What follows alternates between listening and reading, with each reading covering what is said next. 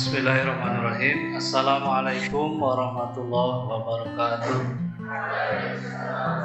Innal hamdalillah nahmaduhu wa nasta'inuhu wa nastaghfiruh wa na'udzu billahi min shururi anfusina wa min sayyiati a'malina. May yahdihillahu fala mudilla lahu wa may yudlil fala hadiya lahu. Asyhadu an la ilaha illallah wahdahu la syarika lahu wa asyhadu anna Muhammadan abduhu wa rasuluh la nabiyya ba'da. Yang kami hormati Bu Sipa Setiaulia MPD, Sekretaris Program Studi PPKN. Yang kami hormati Pak Kandidat Dr. Trisna Sukmayadi MPD, dosen pengampu mata kuliah Hukum Adat, sekaligus juga Kepala Laboratorium PPKN UAD. Yang kami hormati Bapak Ibu dosen yang hadir pada hari ini, Pak Mahmud Ma'arif dan Pak Yasir Marzuki. Yang kami banggakan para mahasiswa peserta seminar hasil studi lapangan mata kuliah Hukum Adat, para tamu undangan dan para peserta lain hadirin yang berbahagia.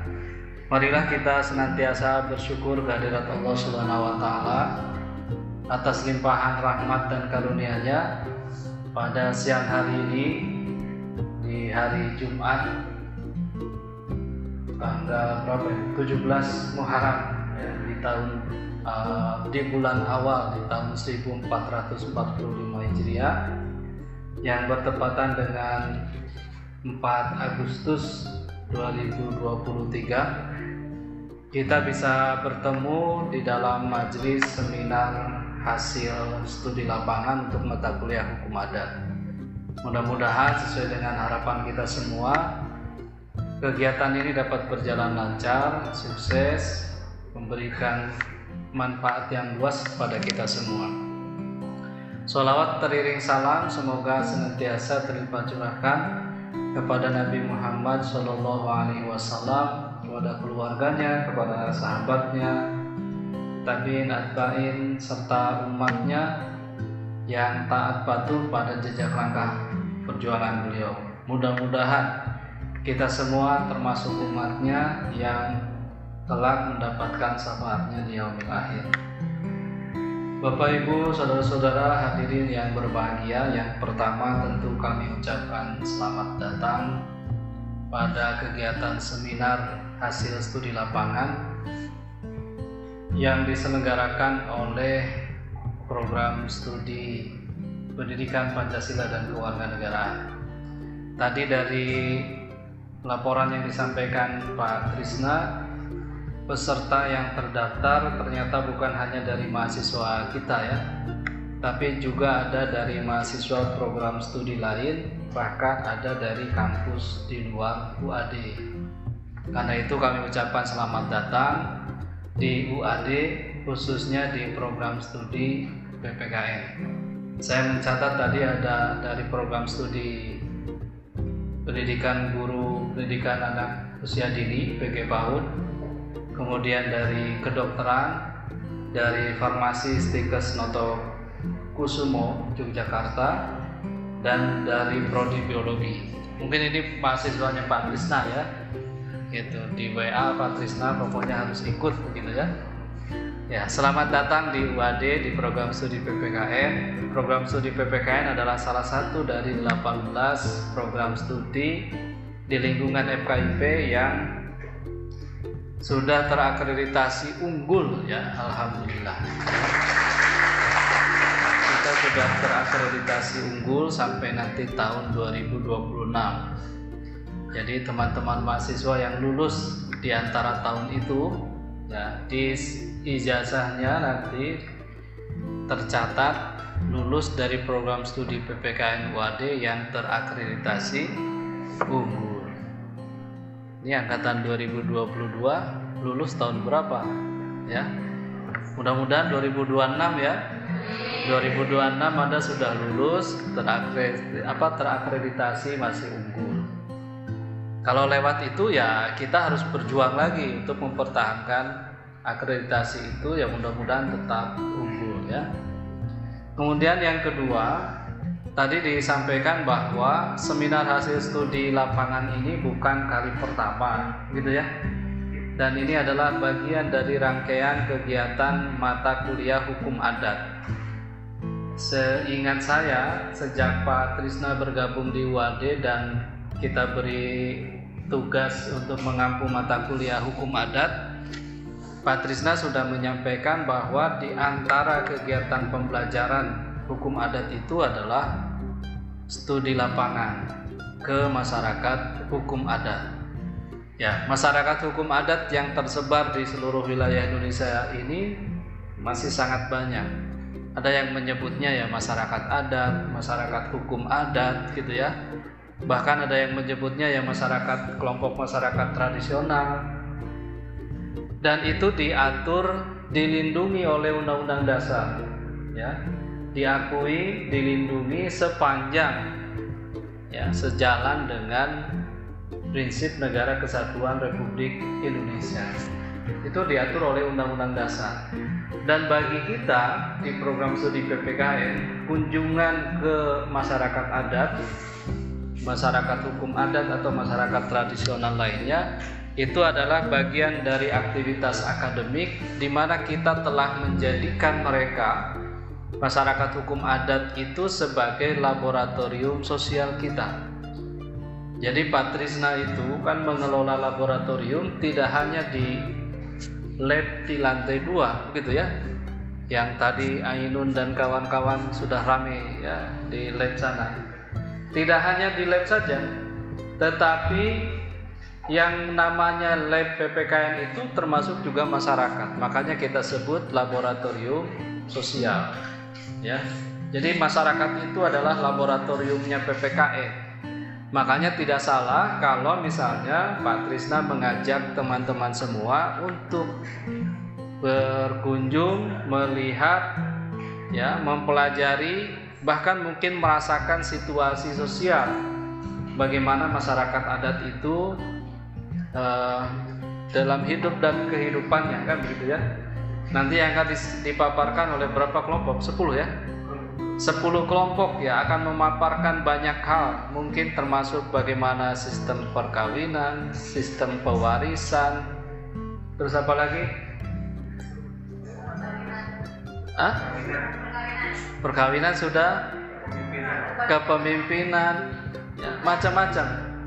Memang kita bisa saja kan, bisa saja sekarang dengan berbagai teknologi informasi yang berkembang, kita bisa saja buka internet, cari informasi tentang masyarakat desa adat Ngadisari, Tengger itu, dan kemudian kita mendapatkan informasi yang banyak begitu ya.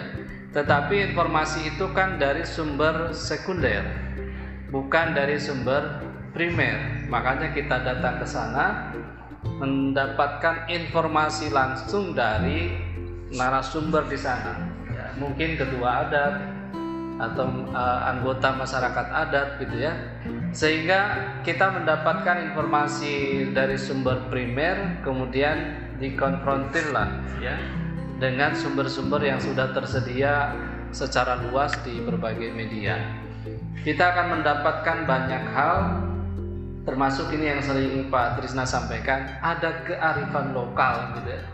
Ada nilai-nilai kearifan, ada nilai-nilai kebajikan, ada nilai-nilai kebijaksanaan yang dimiliki oleh masyarakat hukum adat.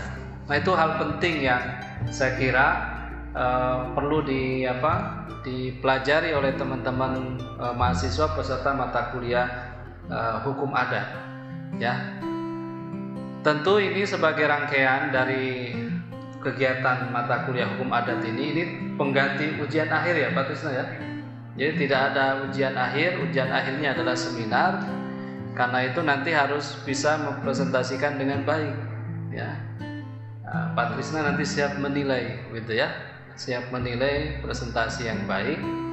Dan ini bukan, tadi saya sampaikan ini bukan kali pertama. 2019 juga ada seminar hasil studi lapangan.